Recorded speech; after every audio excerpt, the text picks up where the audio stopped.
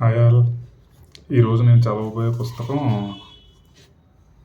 శ్రీమతి చిరిగిన మంజుల గారు రచించిన ఒక కవిత్వానికి సంబంధించిన ఒక బుక్. నా డైరీ కనిపించడం లేదు అనే టైటిల్తో సిహెచ్ మంజుల గారు రచించిన పుస్తకం అన్నమాట ఇది.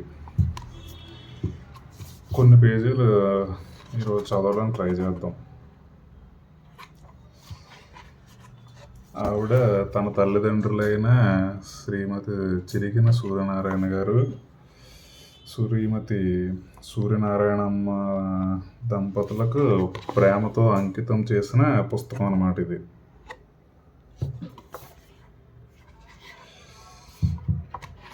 ఈవిడ రచయిత్రి. ప్రస్తుతం ఈవిడ హెచ్ఎంగా చేసి రిటైర్డ్ అయ్యారు ఈ మధ్య కాలంలో. చూద్దాం.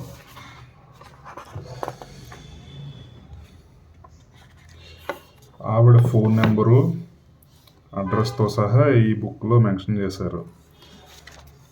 అదేవిధంగా ఈ పుస్తకం గురించి మిగిలిన ప్రింటింగ్ ప్రెస్కు సంబంధించిన వ్యక్తులు, అందులో పెద్ద పెద్ద వ్యక్తులు చెప్పిన మాటలు, ఈ పుస్తకం గురించి, ఈ పుస్తకం ఎలా ఆవిర్భవించింది, ఈ పుస్తకాన్ని ఎలా ఆవిడ రచించారు, ఏ రకంగా వేళ్ళు కరెక్ట్ చేశారు, అన్నీ వివరంగా పొందుపరచడమైంది. ఏ ఒక్క పేజీ వదలకుండా చదవడానికి ట్రై చేద్దాం. ఓకే.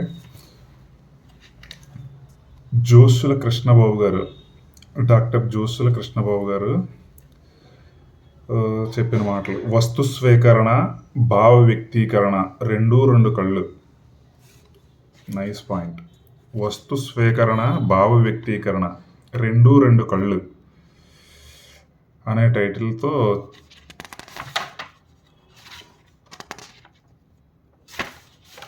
ఒక 3-4 పేజీల వరకు చెప్పుకుంటూ వచ్చారు. ఏంటన్నదో చూద్దాం. ప్రతి మనిషిలోనూ ఒక కవి ఉంటాడు. అయితే ఆ కవి ఎప్పుడు ఎలా బయటపడతాడనేది చెప్పలేం. అది ఏ వయసులో అయినా కావచ్చు, ఏ సమయంలోనైనా కావచ్చు. కానీ అలా బయటపడాలంటే ఆ వ్యక్తిపై చిన్నప్పుడు తల్లిదండ్రుల ప్రభావమో లేదా గురువుల ప్రభావమో ఉండాలి. కొంచెం ఎదిగాక స్నేహితుల ప్రభావమో పుస్తకాల ప్రభావమో ఉండాలి. ఇవేవీ కాకుండా పరిసరాల ప్రభావమైన ప్రగాఢంగా ఉండాలి. శ్రీమతి మంజుల గారు ఒక రచయిత్రిగా రూపుదాల్చడంలో వీటన్నింటి ప్రభావము కనిపిస్తుంది. అయితే దీన్ని ఒక కవితా సంపుటిగా తీసుకురావడంలో మాత్రం సాహితీ స్రవంతి పెద్దాపురం శాఖ ప్రభావం ప్రగాఢంగా ఉందన్న విషయాన్ని అంగీకరించి తీరాలి. ఓకే. ఒకడు ఏదైనా ఒక కవిత్వాన్ని రాసినా లేదంటే పాటలను రాసినా వాటిని ప్రచురించే వాళ్ళు సపోర్టు, లేదంటే వెనకాల ఫ్యామిలీ మెంబర్ సపోర్టు కంపల్సరీ ఉండాలి. అది ఇక్కడ సాహితీ స్రవంతి పెద్దాపురం శాఖ ప్రభావం ప్రగాఢంగా ఉందన్న విషయాన్ని అంగీకరించి తీరాలి అని రాశారు. అదేవిధంగా స్త్రీల కవిత్వం ఉంటే చాలా పదునుగా, వాడిగా, వేడిగా ఉంటుంది, లేదా ఎంతో సున్నితంగా, మార్ధవంగా, అర్థంగా ఉంటుంది. మంజుల గారి కవిత్వం ఇందులో రెండవ కోవకు చెందిన కవిత్వంలా అనిపిస్తుంది. అంటే సున్నితంగా, మార్ధవంగా, ఆర్ద్రంగా ఉంటుంది. స్త్రీవాద కవిత్వం ఉప్పెనలా ఎగిసిపడ్డాక తదనంతర స్త్రీల కవిత్వంలో కొంత ఈ ధోరణి కనిపిస్తుంది. మనసు మోయలేని వేదనతో పరితపిస్తున్నప్పుడో, అంతులేని ఆనందానికి చేరువైనప్పుడో కవిత్వం ఉబికి వస్తుంది. ఇది నా మాట కాదు. రచయిత్రి తొలి కవితలోనే తన కవిత్వాన్ని గుండె చెమ్మగిల చేసిన ఒకానొక విషాద గీతిక అంటారు. అంతటితో ఆగకుండా నా కవిత ఏ వేకువజామునో నాపై కురిసిన ఓ వెలుతురు చినుకు అని కూడా అంటారు. అంటే ఆనంద విషాదాల సమ్మేళనమే కవిత్వం అని అర్థమవుతుంది. ఇందులో మొత్తం 45 కవితలున్నాయి. అన్నీ రచయిత్రి జీవన గమనంలో ఎదురయ్యే అంశాలే. కవిత్వం ఎలా ఉండాలి అని సమగ్రమైన నిర్వచనాన్ని ఎవ్వరూ ఇవ్వలేరు. ఇచ్చినా అందులో అతివ్యాప్తి, అవ్యాప్తి దోషాలు లేకుండా ఉండవు. కవిత్వానికి ఉపదేశమా, ఆనందమా, ఏది ప్రధానం అన్న విషయంలోనూ నిక్కచ్చిగా ఇదని నిగ్గు తేల్చలేం. లోకోభిన్న రుచి అన్న మాట పాఠకులకు వర్తిస్తుంది. కవిత్వంలో చైతన్యం, తిరుగుబాటు, మంచి మెసేజ్ ఇవి మాత్రమే కాదు, కొన్ని ఇతరేతరమైన ఫీలింగ్స్ ఉంటాయి. రచయిత్రి ఒక ఉపాధ్యాయుని, ఒక మంచి గృహిణి కూడా. ఎన్నో కవితా వస్తువులు ఈమె కవితల్లో ఒదిగిపోయాయి. అమ్మ, నాన్న, రావి చెట్టు, మా ఊరి చెరువు, హాస్టల్ గేటు, వేప చెట్టు, ఐసు బండి, పూలబ్బాయి, కరివేపాకు చెట్టు, ఇలా నిత్య జీవితంలో ఎదురయ్యే వివిధ అంశాలే ఈమె కవితా వస్తువులయ్యాయి. 4 వీధుల కూడలిలో ఉన్న వేప చెట్టును గూర్చి వర్ణిస్తూ ఆవకాయ దగ్గర నుంచి అమెరికా దాష్టికం దాకా ఆ చెట్టు నీడనే చర్చకొస్తాయంటారు. పల్లెటూళ్ళలో కూడలిలో ఉండే చెట్టు నీడన కనిపించే ఎన్నో దృశ్యాల్ని కళ్ళకు కట్టారు ఈ కవితలో. కొన్ని స్వయంగా అనుభూతిస్తే గానీ కవిత్వం పుట్టదు. ఒకవేళ పుట్టినా అది అంత బలంగా ఉండదు. ఆమె మహిళా ఉద్యోగిని అనే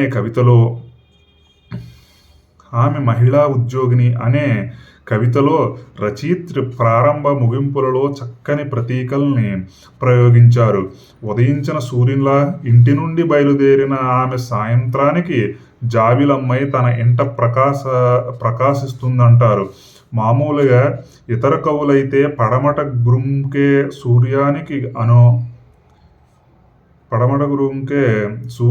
సూర్యునిలా అనో, కాంతిని కోల్పోయిన బాణులా అనో వర్ణిస్తారు. కానీ ఈమెది పాజిటివ్ థింకింగ్.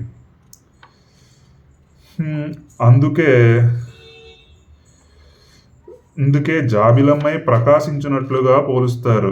ఓకే, ఇతర కవులైతే పడమట అస్తమించే సూర్యునిలానో లేదంటే కాంతిని కోల్పోతున్న బాణుడిగానో వర్ణిస్తారు. కానీ ఈవిడ జాబిలమ్మై ప్రకాశిస్తున్నట్లుగా పోలుస్తారు.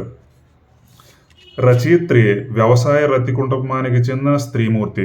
రైతు వ్యధలు తెలుసు, కౌలు రైతుల కష్టాలు తెలుసు. వాటిని కళ్ళతో చూసి మనసుతో అర్థం చేసుకున్న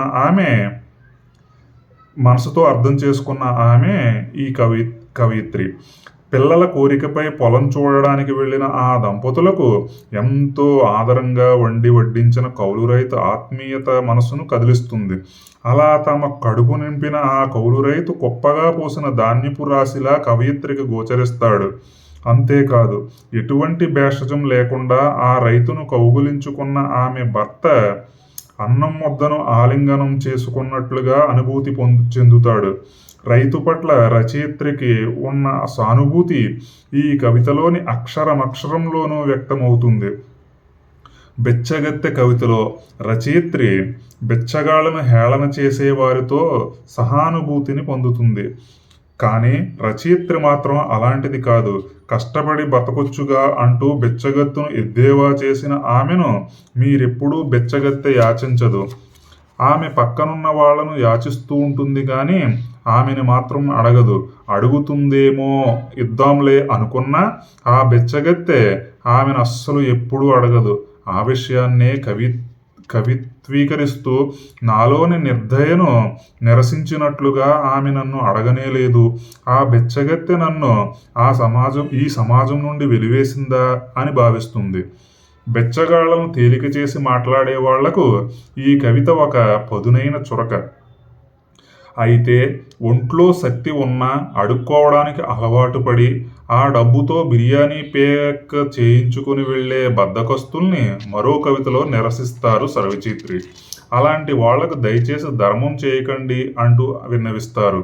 ఇక్కడ స్త్రీలు పూజింపబడరు అనే కవితలో కడుపులో పడినది మొదలుగా స్త్రీ ఎదుర్కొనే కష్టాల్ని, వ్యధల్ని వివరిస్తూ రచయిత్రి మొన్న నిర్భయ, ఆ తర్వాత ఆయేష, ఆపై ఓ బుడిబుడి నడకల చిన్నారి, ఇలా ఎందరూ మానవ మృగాల అకృత్యాలకు బలైపోతున్నా న్యాయం జరగదు, శిక్ష పడదు.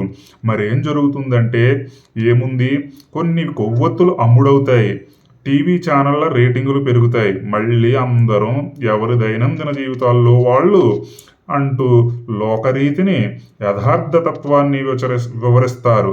మా ఊరి చెరువు కవితలో రచయిత్రి ఆ చెరువు తనకెన్ని విధాలుగా గోచరిస్తుందో వర్ణిస్తారు. ఆ చెరువును చూస్తే బాల్యమిత్రుని చూసినట్లుగా ఉంటుందంటారు.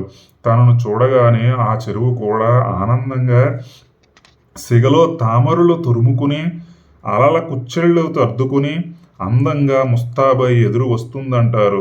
అంతేకాదు, ఏవో సమస్యలతో ఆత్మహత్య చేసుకోవాలనుకున్న వారికి కూడా నడి వేసవి వడిగాలికి ఎండి బీటలు వారిన రాబోయే వర్షాకాలం కోసం ఆశగా ఎదురుచూస్తున్న తనను చూసి స్ఫూర్తి పొందమని బోధిస్తుందట. అందుకే మా చెరువు అంటే నాకంత ఇష్టం అంటారు. రచయిత్రి మానవ సంబంధాలకు ఎంతో ప్రాధాన్యత ఇస్తారు. అమ్మ మా ఇంటి అక్షయ పాత్ర అనే సుదీర్ఘ కవితలో భర్త కోసం, పిల్లల కోసం, వచ్చిపోయే అతిథి అభ్యాగతుల కోసం అమ్మ అవిశ్రాంతంగా ఒక యంత్రంలా ఎలా టైం ప్రకారం పనిచేసుకుంటూ పోతుందో వివరిస్తారు. అంతేకాదు, అమ్మ ఆ గడియారం కూడా నిన్ను చూసి సమయపాలన పాటిస్తుందేమో. చేయించుకునేవాళ్లే కానీ చేయి అందించేవాళ్ళు లేని కుటుంబంలో అందరి కడుపులే కాదు, మనసులు కూడా నింపడం నీకే సాధ్యమైన అన్నపూర్ణమ్మవి నువ్వు. అంతేకాదు, అమ్మా నువ్వు మా ఇంటి అక్షయ పాత్రవి అంటూ అమ్మ కష్టాన్ని, అమ్మ త్యాగాన్ని తవ్విపోసుకుంటారు రచయిత్రి ఈ కవితలో.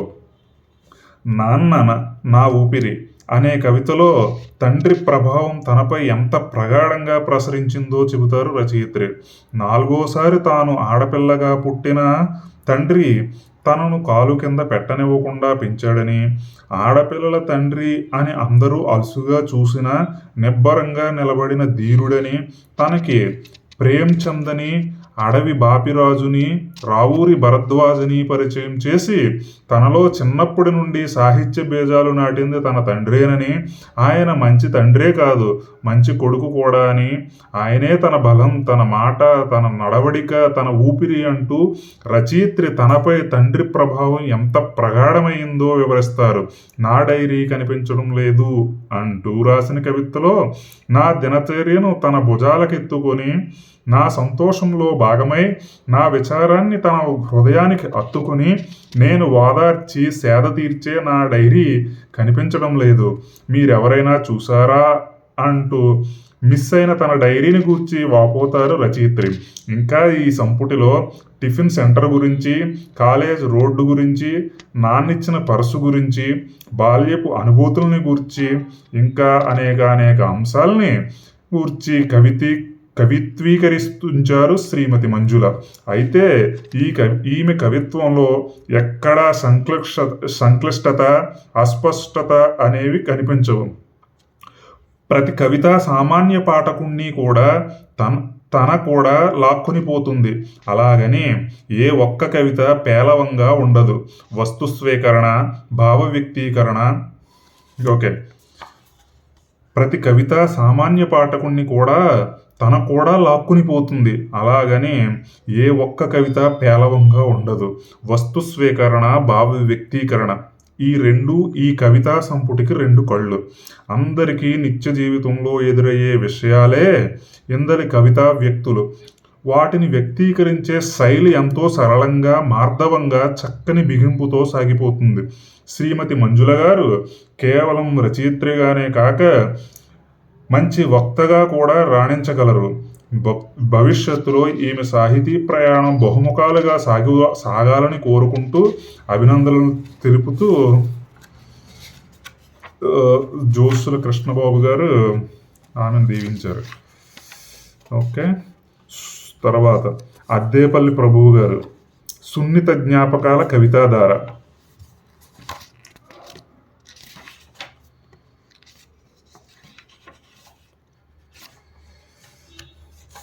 తొంభైల తరువాత ఉపాధ్యాయ వృత్తి కీలకమైన మలుపు తిరిగిందని అనిపిస్తుంది. ఓకే, 90ల తర్వాత ఉపాధ్యాయ వృత్తి కీలకమైన మలుపు తిరిగిందని అనిపిస్తుంది. అంటే 1990 సంవత్సరం తర్వాత ఉపాధ్యాయ వృత్తి కీలకమైన మలుపు తిరిగిందని అనిపిస్తుంది. ఎందుకంటే 90 వరకు విద్యారంగం ఒక రకంగా ఉంటే 90 నుంచి విద్యారంగం ఒక రకంగా మారింది.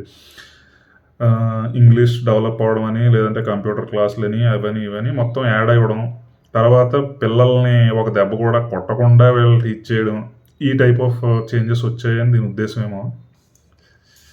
ముందు అర్థమవుతో చూద్దాం. ఓకే, ముఖ్యంగా మహిళలు వందలాది మందికి ఇది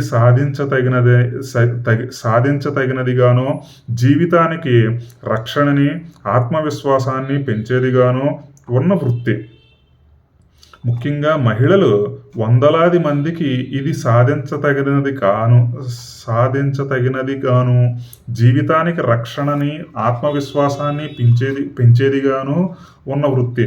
నేడు ప్రభుత్వ పాఠశాలల్లో బాలికల సంఖ్య, హాజరు పెరగడానికి మహిళా ఉపాధ్యాయులు ఒక కారణం అంటే అబద్ధం ఏమీ లేదు.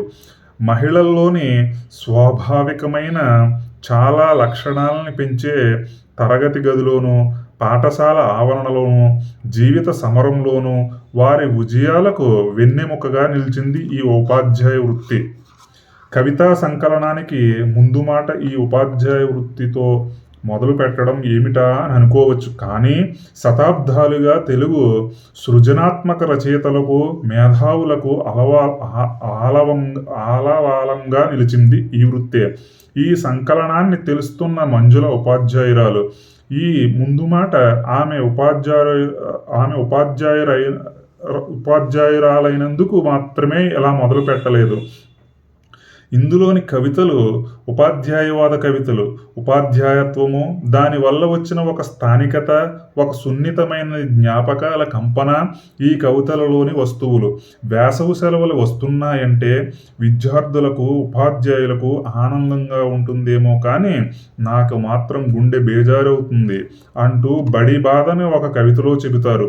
ఏప్రిల్ 23న ఆఖరి పనిదినం నాడు అందరూ ఆనందంగా వీడ్కోలు తీసుకుంటూ ఉంటారు. కానీ బడి మనసులో ఏముంటుంది? పైకి చూడడానికి గోడలు, గదులే కానీ తలసి చూస్తే దాని హృదయం కనిపిస్తుంది. అది బహుశా ముందు ఉపాధ్యాయులకి, కొంచెం పెద్దవాళ్ళై బడిని వదిలాక విద్యార్థులకి తెలుస్తుంది. అది ఇలా అనుకుంటుంది: మీరు లేకుండా క్షణమొక యుగం. తెలుసా మీకు? మీరు తిరిగి వచ్చే వరకు ఊర్మిళాదేవి నిద్రే నాకు. పిల్లలు ఉంటేనే అది బడి, వాళ్ళు వెళ్ళిపోయాక అది పక్షులు ఎగిరిపోయిన చెట్టు. ఈ సంకలనంలో కవి సున్నితత్వం మనల్ని గోముగా తడుతూ ఉంటుంది. నిన్ను చూసినప్పుడల్లా అనుకుంటాను, నువ్వు నీ గురించి, ఈ లోకం గురించి ఏమి ఆలోచిస్తుంటావా అని. ఇది ఒక చెట్టు గురించి. గ్రామీణ ప్రాంతాలలో బడికి వెళ్ళే ఉపాధ్యాయులకి చెట్లు ప్రాణ స్నేహితుల్లాంటివి. అలాంటి ఒక గ్రామీణ ప్రాంతం వేట్లపాలెం పెదపూడి దారిలో రావి చెట్టుతో స్నేహం గురించి రాస్తూ, నీ చల్లని చేతులతో సేద తీర్చడమనే ధర్మానికి భంగం కలగనివ్వవు కదా అంటుంది. ఇంకో చోట కొత్తూరు పెద్దాపురం దారిలోని చెట్టు గురించి. నా బాల్యపు నేస్తం రోడ్డు పక్కన నిర్జీవంగా విరిగిన తన కొమ్మల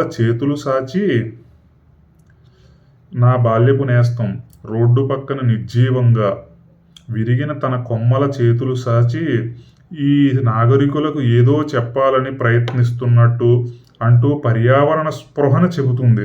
అలాగే ఆమె మహిళా ఉద్యోగిని అనే కవితలో మేము కుటుంబాలనే కాదు, సంస్థలని బాధ్యతాయుతంగా నడపగలం. అంగన్వాడీ నుండి అంతరిక్ష ప్రయాణం దాకా ఏ విభాగమైనా సక్రమంగా నిర్వహించగల సమర్థులం అంటూ ఆత్మవిశ్వాసం ప్రకటిస్తుంది. అన్నం ముద్దను ఆలింగనం చేసుకున్నట్లుంటుంది అనే ఒక కవిత చూడండి. ఇది చిన్న కథలాగా సాగే కవిత. ఇళ్ల స్థలం కొందామంటే తనే పట్టుపట్టి మరీ పంట పొలం కొనిపించింది అంటూ కొంత ఘర్షణను చూపించి, చివరికి ఇంతమంది కడుపు నింపుతున్న రైతు కుప్పగా పోసిన ధాన్యపు రాశిలా కనిపించాడు అనే సానుకూలతని చెప్పడంతో ఆగకుండా, రైతుని కౌగిలించుకున్న నాకు అన్నం ముద్దని ఆలింగనం చేసుకున్నట్టుంది అంటూ మనసుని కదిలించేలా ముగిస్తుంది. నా డైరీ కనిపించడం లేదు. ఏడుపు, బిచ్చగత్తె లాంటి అనేక కవితలు వాటి నిరాడంబర ప్రాతినిధ్యంలో మనల్ని ఆకట్టుకుంటాయి. ఈ కవితలన్నీ మనకి దైనందిన జీవితంలో ఎదురయ్యే సన్నివేశాలే కావడం గమనించదగినది. చదివిన తరువాత ఖచ్చితంగా మనం మన జ్ఞాపకాలలోకి వెళతాం. ముందు ముందు మరింత గాఢమైన కవిత్వంతో కవితాలోకంలో మంజుల గారు పేరు తెచ్చుకోవాలని కోరుతున్నాను. ముందు ముందు మరింత గాఢమైన కవిత్వంలో కవితాలోకంలో మంజుల గారు పేరు తెచ్చుకోవాలని కోరుతున్నాను.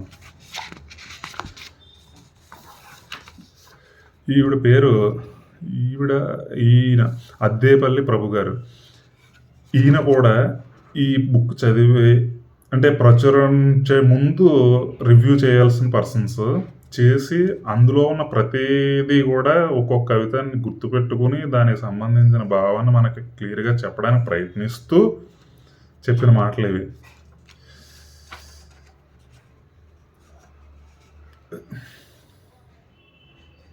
జోసుల కృష్ణబాబు గారు, థ్యాంక్ యూ జ్యోతుల కృష్ణబాబు గారు అండ్ అద్దేపల్లి ప్రభు గారు. మీన్స్ ఇవి కూడా చదివితేనే అంటే మనకి ముందు కవితల గురించి ముందు చదువుకుని తర్వాత ఆ కవిత్రి ఏ విధంగా ఈ బుక్ను రచించారు అంటే బ్యాక్గ్రౌండ్ చదువుకుని చేసే పని మనకి క్లియర్గా అర్థమవుద్దన్న ఉద్దేశంతో ఇవన్నీ నేను చదివాను ముందే. అసలు కవిత్రి ఏం రాశారు ఏంటి అనేది ఇంకా విషయ సూచికలు ఉన్నాయి ముందు. ఇప్పుడు మంజుల గారు ఏం చెప్పారో చూద్దాం. ఓకే, ఈవిడ యాక్చువల్గా మంజుల గారు అంటే కవిత్రి, ఈ బుక్ని రచించిన ఆవిడ. నేనిలా అని టైటిల్ పెట్టి అందులో ఏంటన్నా చెప్పారు. రావూరి భరద్వాజు గారు అన్నట్టు ఒక విత్తనం మొలకెత్తాలన్నా, ఒక భావం పొటమరించాలన్నా, ఒక నీటి చుక్కో ఒక కన్నీటి చుక్కో ఆ గుండెను తడపాలి. బహుశా నా హృదయంపై అనేకసార్లు కురిసిన అనుభూతి చినుకులలో కొన్ని ఇలా కవితలుగా చిగురించాయేమో. అయినా వీటిని కవితలని కూడా గట్టిగా అనలేను. నాన్నగారు ఉపాధ్యాయులు కావడం, ఆయనకు తెలుగు భాషపై గల మక్కువ, తను చదివిన ప్రతి లైను మేము కూడా చదివి ఆస్వాదించాలనే తపన మాకు కొంతవరకు సాహిత్యంపై అభిరుచిని కలిగించాయి. దానికి తోడు అమ్మగారు కూడా పొంగిన పాలపై నీళ్లు చల్లనివ్వకుండా పెంచడం వల్ల కూడా బాల్యంలో మా అభిరుచికి ఆటంకం కలగలేదు. ఈ పేర మళ్ళీ చదువుదాం ఒకసారి. నాన్నగారు ఉపాధ్యాయులు కావడం, ఆమెకు తెలుగు భాషపై గల మక్కువ, తను చదివిన ప్రతి లైను మేము కూడా చదివి ఆస్వాదించాలనే తపన మాకు కొంతవరకు సాహిత్యంపై అభిరుచిని కలిగించాయి. దానికి తోడు అమ్మగారు కూడా పొంగిన పాలపై నీళ్లు చల్లనివ్వకుండా పెంచడం వల్ల కూడా బాల్యంలో మా అభిరుచికి ఆటంకం కలగలేదు.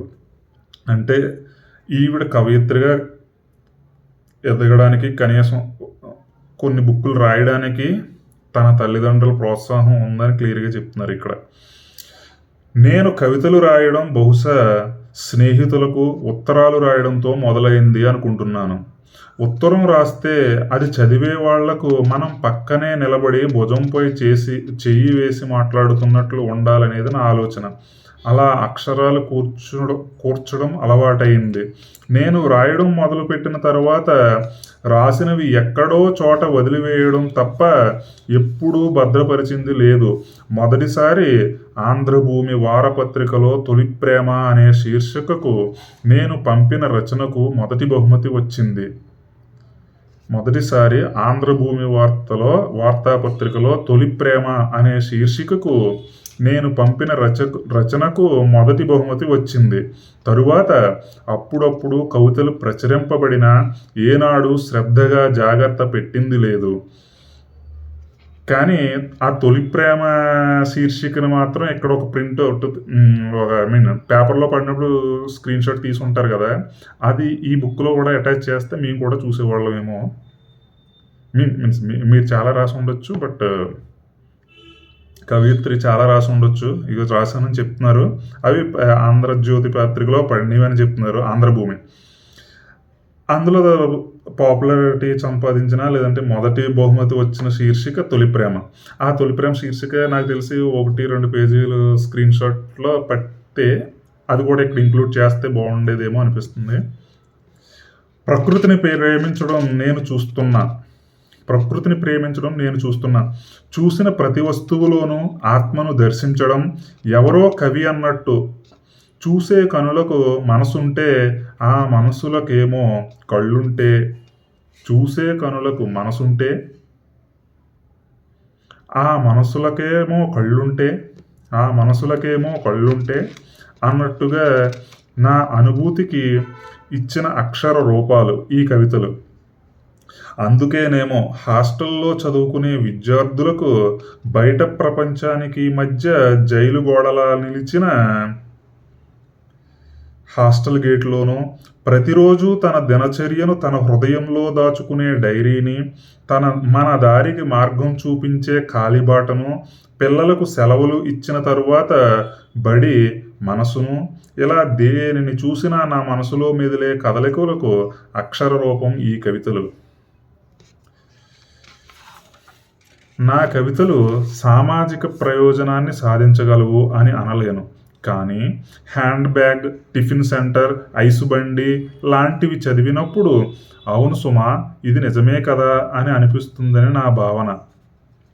ఇక వేప చెట్టు, కరివేపాకు చెట్టు లాంటివి రాయడానికి కారణం చెట్లంటే నాకున్న అమితమైన ప్రేమో, అంతకు మించిన అనుబంధమో తెలియదు, కానీ ఒక మాదిరి మొక్క లేదా పెద్ద చెట్టు ఏది చూసినా ఒకసారి దగ్గరికి వెళ్ళి దాని వెన్ను నిమిరి ఆప్యాయంగా పలకరించి రావాలని, కాసిన్ని కబుర్లు చెప్పుకోవాలని అనిపిస్తుంది.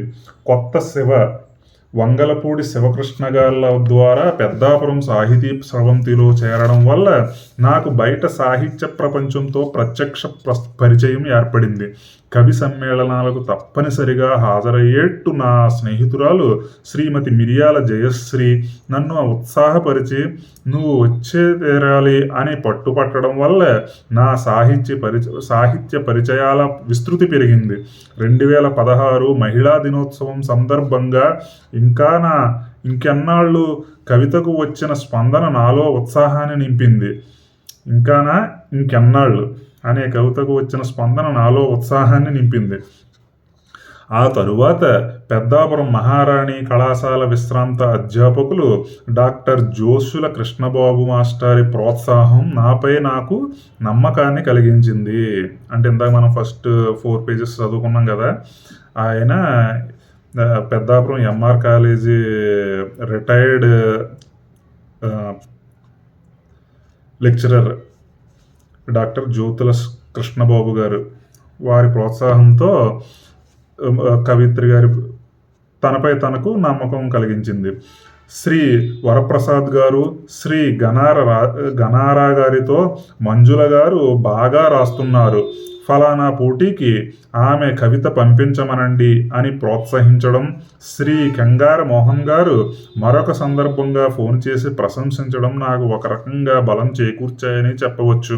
అంతేకాదు, నా డైరీ కనిపించడం లేదు కవిత ప్రచురింపబడినప్పుడు ఎవరెవరో తెలియని వాళ్ళు ఫోన్ చేసి మరీ మెచ్చుకోవడం ఒకంత ఆనందాన్ని కలిగించిందని చెప్పాలి.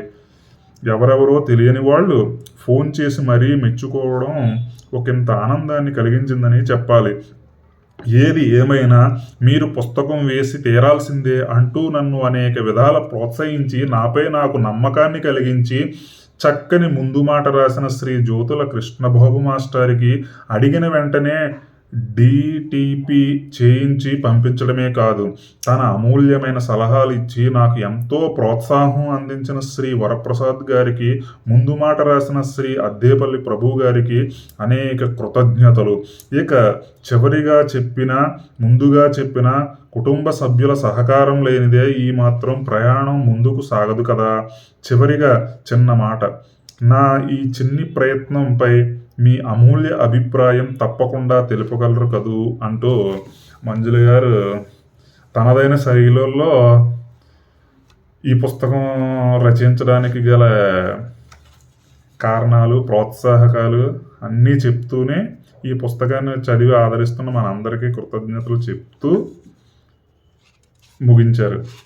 ఇప్పుడు ఈ పుస్తకంలో ఏమేమి ఉన్నాయి ఏంటి అన్నది ఇలా విషయ సూచి కింద పెట్టారు. అది చూద్దాం. నా కవిత. ఫస్ట్ టాపిక్ నా కవిత. రెండో టాపిక్ నా డైరీ కనిపించడం లేదు. మూడో టాపిక్ వేప చెట్టు. నాలుగో టాపిక్ నీ ఉనికి. అలా చాలా టాపిక్స్ ఉన్నాయి. వరుసగా చదివేస్తాం. అమ్మతనం, చలిమంట, అలజడి, ఏడుపు, ఐసుబండి, ఆమె మహిళా ఉద్యోగిని, పూలబ్బాయి, ఇట్లు మీ బడి, విశ్రాంతి, అన్నం ముద్దను ఆలింగనం చేసుకున్నట్టుంది, కాలిబాట, కరివేపాకు చెట్టు, నీకు మొక్కాలనిపిస్తుంది, బిచ్చగత్తె, బస్సు ప్రయాణం, ఇక్కడ స్త్రీలు పూజింపబడరు, మంచి నాయకుడు కావాలి, ఒక గమనం, తెలుగు భాషా వారోత్సవాలు, నేనవుతాను, నూతన సంవత్సరం, అమ్మ, మా ఇంటి అక్షయ పాత్ర, అన్వేషణ, హాస్టల్ గేట్, రహస్యం, అతడు, రావి చెట్టు, ఊరెళుతున్నా, జీవితాన్ని రంగులమయం చేసేసాయి, ఎర్రపర్సు, మా ఊరి చెరువు, అనుభూతి, నూతన సంవత్సరానికి స్వాగతం, ఇకనైనా మేల్కొందాం, దయచేసి ధర్మం చేయకండి, కాలేజ్ రోడ్, చెప్పలేని అనుభూతి, హ్యాండ్ బ్యాగ్, నాన్న, నా ఊపిరి, టిఫిన్ సెంటర్, మట్టిని నమ్ముకున్నవాడు. ఇలా ఇన్ని 45 టాపిక్స్తో మనకి చిన్న చిన్న కవితలుగా రాసి మనకు అందించారు. ఫస్ట్ది ఇప్పుడే చదివేద్దామా, పార్ట్ 2 పెడదామా? That's better. Thank you.